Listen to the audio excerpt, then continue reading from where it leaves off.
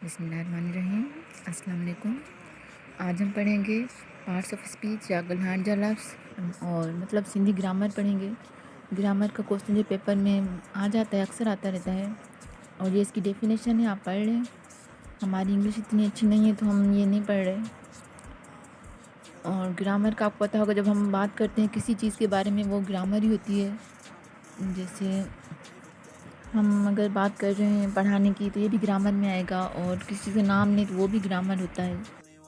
और ग्रामर से हमें पता चलता है कि कोई चीज़ कब हुई, किसने की, क्यों की, और इमोशन वगैरह का वो भी हम ग्रामर में इस्तेमाल करते हैं। जैसे ये लिखा हुआ है में, अहीं, पर, तेज़, अली, वड्डो, इसमें इसम भी आ गया, ज़मीर और दूसरी तरह की जो चीज़ें वो।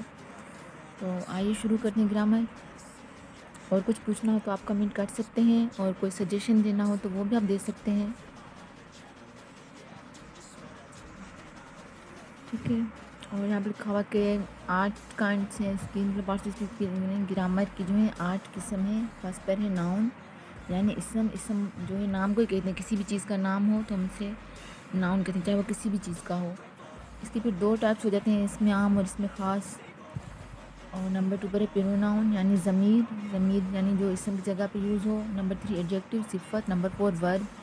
Number 5 adverb. Number 6 preposition. Number 7 conjunction. और नंबर 8 है इंट्रोजेक्शन, यानी हुर्फ निदा। अभी हम इन सबको अलग अलग पढ़ेंगे, और आपको कोई भी पूछना हो तो आप पूछ सकते हैं।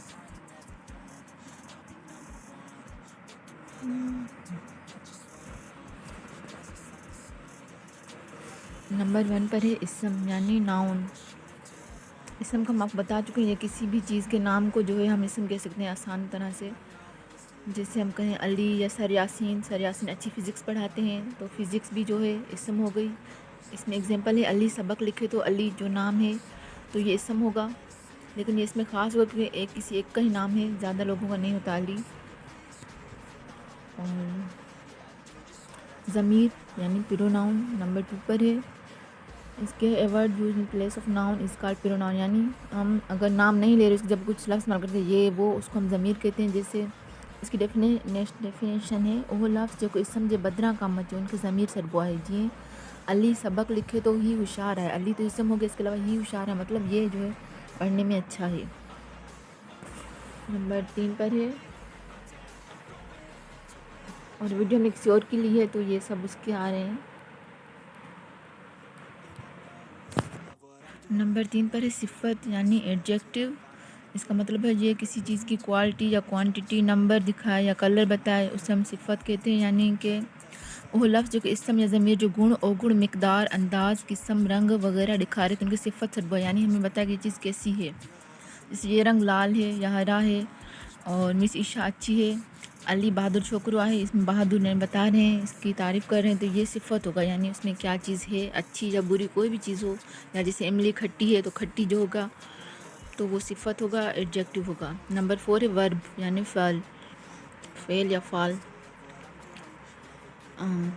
वो लफ्ज़ जो कंहिं शख्स या शे बाबत कुछ ॿुधाए उनखे फ़ाल सरबो है। यानी कि अब इसका हम क्या डेफिनेशन बताएं आपको। फ़ाल वर्ब यानी काम करने को कहते हैं, कोई चीज़ कब हो रही है, क्या कर रहा है, उसे वर्ब कहते हैं। इसकी होते पास्ट, प्रेजेंट, फ्यूचर आपको पता ही होगी। इसमें एग्जांपल है अली कार हलाए रहा है, यानी वो कार चला रहा है, तो इसको वर्ब कह रहे हैं, यानी क्या चीज़ कर रहा है। हम वीडियो बना रहे हैं, ये भी एक वर्ब होगा, क्या भी बना रहे हैं या बनाई थी, वो मतलब पास्ट हो जाएगा।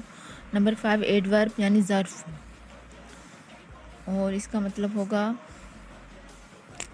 वो लफ्ज़ जो कंहिं फ़ाल, सिफ़त या ॿिए ज़र्फ़ जी माना तब्दील करे उनके ज़रबो आहे, उनके ज़र्फ़ सरबो आहे। यानी कि किसी चीज़ का ज़्यादा या कम बताना के। जैसे एग्जांपल अली तमाम तेज़ दौड़े, तो इसमें जो तेज़ यानी बताया गया कितना, कम, ज़्यादा, उसको हम एडवर्ब कहते हैं, यानी वर्ब के साथ मिलता है ज़र्फ़ एडवर्ब। जैसे हम कहीं शीशा बहुत अच्छी हैं तो बहुत जो होगा वो एडवर्ब होगा, अच्छी तो खैर हम हैं। नंबर 6 पर आएगा। नंबर 6 पे क्या था, हुर्फ जर, यानी प्रीपोजिशन। हुर्फ जर वैसे पेपर में आ जाता है, हुर्फ जर, हुर्फ निदा लिखी है, हमें खुद भी नहीं आता। आप देख के लिख लेना। उहो लफ़्ज़ जेको इसम या ज़मीर जे अॻियां कमु अचे, इन्हनि जो ताल्लुक़ ॿिए शइ सां ॾेखारे उनखे हर्फ़ जर सॾिबो आहे। यानी दो चीज़ों का आपस में कनेक्शन हो। जैसे अली मेज़ ते किताब ते आ रहा है तो दो चीज़ों को मिला रहा है, मेज़ पर यानी किताब, दोनों के बीच में जो कनेक्शन है उसको ज़ाहिर कर रहा है। अली मेज़ पे किताब रखियो तो ते जो है वो हर्फ़ जर होगा। और नंबर 7 पर आएगा हर्फ़ जुमलो, conjunction हर्फ़ जुमलो। A word which join two parts of sentence is called conjunction। उहो लफ़्ज़, उहो जुमलो जेको जुमले जे ॿिनि हिस्सनि खे मिलाए उनखे हर्फ़ जुमलो सॾिबो आहे। यानी अली तेज़ दौड़ियो पर रेल निकरी वई। जैसे दो जुमलों को आपस में मिलाते हैं, बारिश हो रही थी लेकिन रुक गई, तो लेकिन जो होगा इस तरह से ये भी सिंधी में आता है। अली तेज़ दौड़ियो पर रेल निकरी, वो तेज़ तो भाग रहा था लेकिन उसकी ट्रेन जो है फिर भी छूट गई। और हमने अच्छा पढ़ा है लेकिन आपने खुद नहीं सीखा।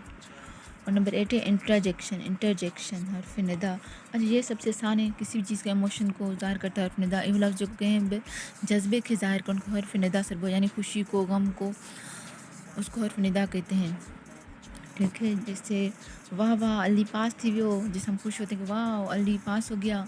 और सैड हम मैच हार गए, और मैं गेम में, मतलब हम गेम हार गए। इस तरह से जो भी होता है इसे हर्फ़ निदा कहते हैं। और इसके और भी बहुत सारे एग्जांपल्स हैं। हमने कुछ